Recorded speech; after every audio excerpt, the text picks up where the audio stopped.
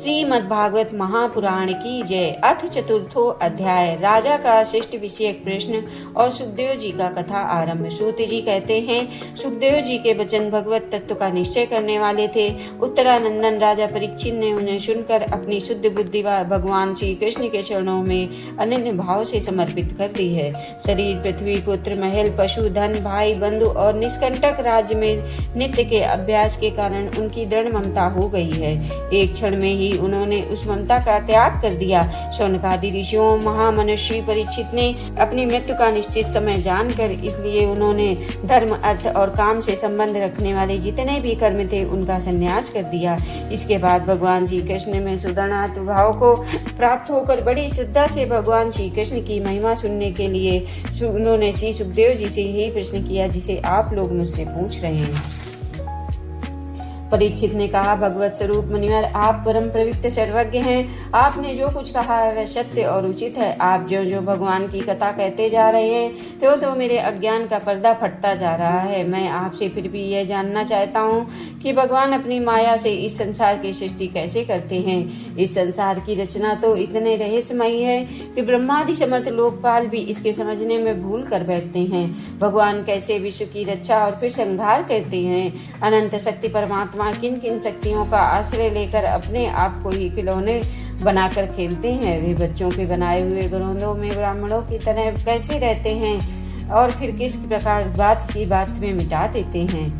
भगवान श्री हरि की लीलाएं बड़ी ही अद्भुत अचिंत हैं। इसमें संदेह नहीं कि बड़े बड़े विद्वानों के लिए भी उनकी लीला का रहस्य समझना अत्यंत कठिन प्रतीत होता है। भगवान तो अकेले ही हैं। वे बहुत से कर्म करने के लिए पुरुष तत्व से प्रकृति के विभिन्न गुणों को एक साथ ही धारण करते हैं अथवा अनेकों अवतार ग्रहण करके उन्हें क्रमशः धारण करते हैं। मुनिवर, आप वेद तथा ब्रह्म तत्व दोनों के पूर्ण मर्मज्ञ हैं, इसलिए मेरे इस संदेह का निवारण कीजिए। सूत जी ने कहा, जब राजा परीक्षित ने भगवान के गुणों का वर्णन करने के लिए उनसे इस प्रकार प्रार्थना की, तब श्री सुखदेव जी ने भगवान श्री कृष्ण का बार बार स्मरण करके अपना प्रवचन प्रारंभ किया।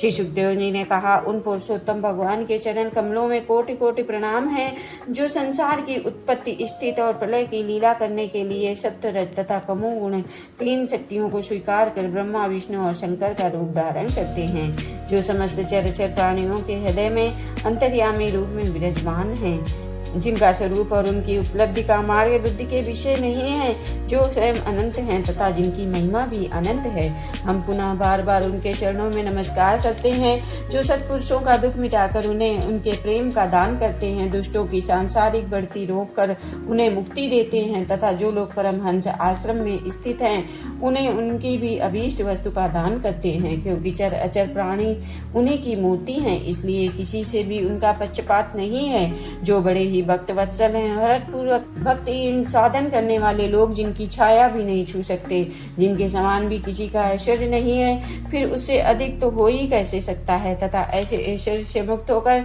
जो निरंतर ब्रह्म स्वरूप अपने धाम में विहार करते हैं, उन भगवान श्री कृष्ण को मैं बार बार नमस्कार करता हूँ, जिनका कीर्तन, स्मरण, दर्शन, बंदन, श्रवण और पूजन जीवों के पापों को तत्काल नष्ट कर देता है।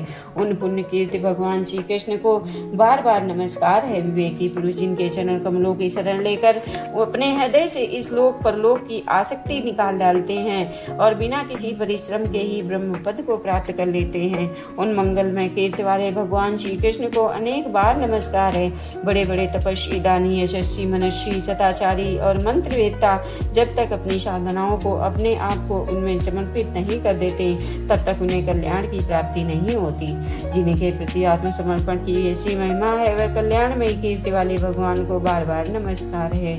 किराण, गुण, आंध, कुलिंद, पुलस्त, आबीर, कंक, यमन और शक आदि नीच जातियां और दूसरे पापी जिनके शरणागत भक्तों की शरण ग्रहण करने से ही पवित्र हो जाते हैं, उन सर्वशक्तिमान भगवान को बार बार नमस्कार है। वे ही भगवान ज्ञानियों के आत्मा है, भक्तों के स्वामी हैं, कर्मकांडियों के लिए वेद मूर्ति हैं, धार्मिकों के लिए धर्म मूर्ति हैं और तपस्वियों के लिए तपा स्वरूप हैं। ब्रह्मा, शंकर आदि देवता भी अपने शुद्ध हृदय से उनके स्वरूप का चिंतन करते हैं और आश्चर्यचकित होकर देखते हैं। मुझ पर अपने अनुग्रह की प्रसाद की वर्षा करें, जो समस्त संपत्तियों की स्वामिनी लक्ष्मी देवी के पति हैं, समस्त यज्ञों के भोक्ता एवं फलदाता हैं, प्रजा के रक्षक, सबके अंतर्यामी और समस्त लोगों के पालन करता तथा पृथ्वी देवी के स्वामी हैं, जिन्होंने यदुवंश में प्रकट होकर अंधकृष्ण और यदुवंश के लोगों की रक्षा की तथा जो उन लोगों के एकमात्र आश्रय रहे। वे भक्त वत्सल संत जनों के सर्वस्व श्री कृष्ण मुझ पर प्रसन्न हो। विद्वान पुरुष जिनके चरण कमलों के चिंतन रूप समाधि से शुद्ध हुई बुद्धि के द्वारा आत्म तत्व का साक्षात्कार करते हैं तथा उनके दर्शन के अनुसार अपनी अपनी मति और रुचि के अनुसार जिनके स्वरूप का वर्णन करते रहते हैं, वे प्रेम और मुक्ति के लुटाने वाले भगवान श्री कृष्ण मुझ पर प्रसन्न हो।